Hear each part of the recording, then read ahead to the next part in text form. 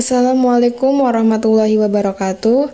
Alhamdulillahirrabbilalamin. Wassalatu wassalamu ala asrofil anbiya'i wal mursalin wa ala alihi washabihi ajmain amma ba'du.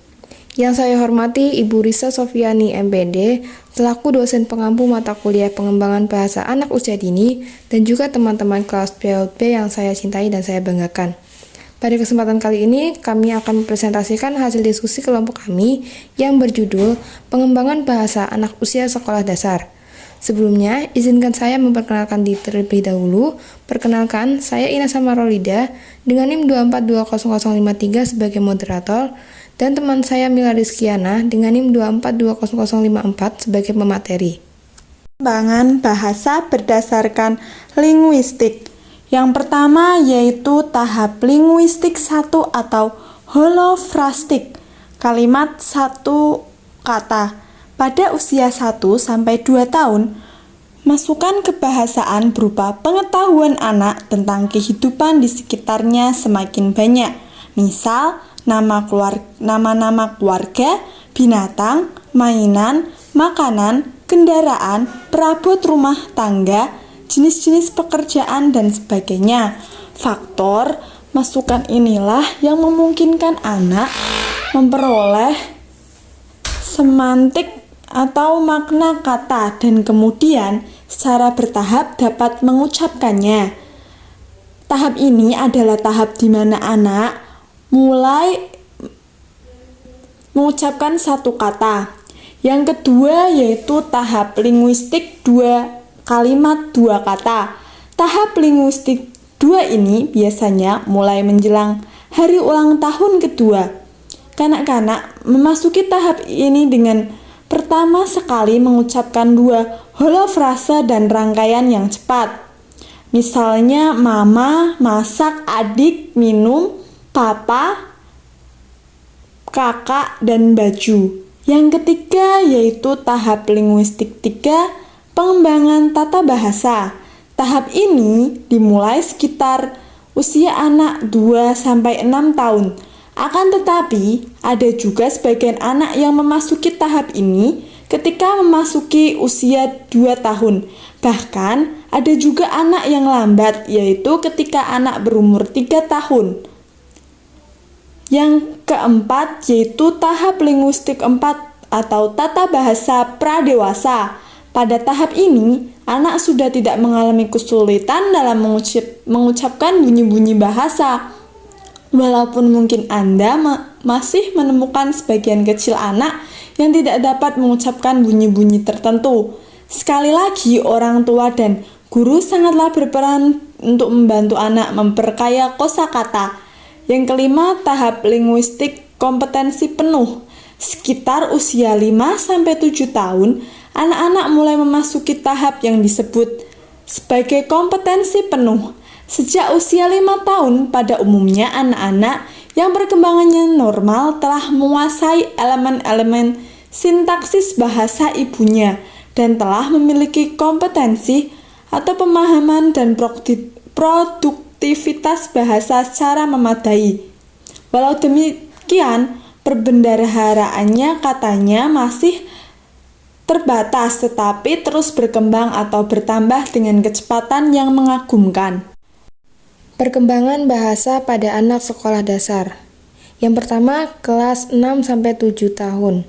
Anak kelas 1 SD umumnya sudah mulai terbiasa menggunakan kalimat panjang, baik secara lisan maupun tulisan.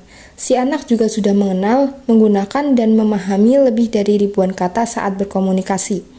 Tolak ukur perkembangan bahasa pada usia 6-7 tahun adalah yang pertama bisa mengingat apa yang didengarnya, kemudian bisa menulis catatan atau jurnal untuk mengekspresikan diri. Yang ketiga yaitu mengikuti perintah yang terdiri dari 2-3 tahapan, kemudian konsisten mengikuti topik pembicaraan dan bergantian dengan lawan bicara. Lalu yang terakhir yaitu tidak ada lagi huruf yang tertukar asal bicara atau menulis. Yang kedua kelas 2 dan 3 atau 7-9 tahun. Perkembangan bahasa anak-anak SD cukup stabil dalam 2 tahun ini. Si kecil juga sudah mulai mahir menjawab pertanyaan yang harus dipikirkan terlebih dahulu jawabannya. Di akhir kelas 3, Umumnya anak akan menunjukkan perkembangan bahasa seperti berikut. Yang pertama, mulai memperkaya kosakata melalui tulisan atau bacaan, tapi terkadang salah menyebut kata yang belum pernah ia dengar sebelumnya. Kemudian, mulai bisa bermain kata dan bisa memahami plesetan, teka-teki, dan humor. Yang ketiga yaitu bisa berbicara dengan jelas serta menyesuaikan volume suara dengan situasi. Kemudian, bisa merangkum cerita. Yang terakhir, bisa menganalisis kata seperti kata dasar dan imbuhan depan atau belakang. Yang ketiga yaitu kelas 4 dan 5 atau 9-11 tahun. Menjelang akhir kelas 5, umumnya anak sudah mulai menggunakan bahasa lisan dan tulisan yang cukup kompleks. Si kecil juga semakin pandai mengungkapkan opini dan sudut pandangnya dan berpartisipasi aktif dalam diskusi.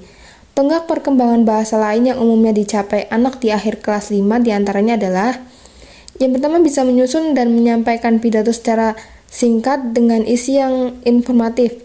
Yang kedua, mengenali makna dan poin-poin inti dari sebuah percakapan atau tulisan. Yang ketiga, membaca tulisan dengan lantang dan berintonasi.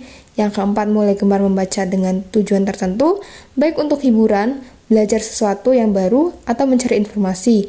Dan yang terakhir, bisa memberikan arahan dengan akurat. 4. Kelas 6 atau 11-12 tahun. Di akhir sekolah dasar, umumnya hampir semua perkembangan bahasa di atas sudah dikuasai dan semakin membaik.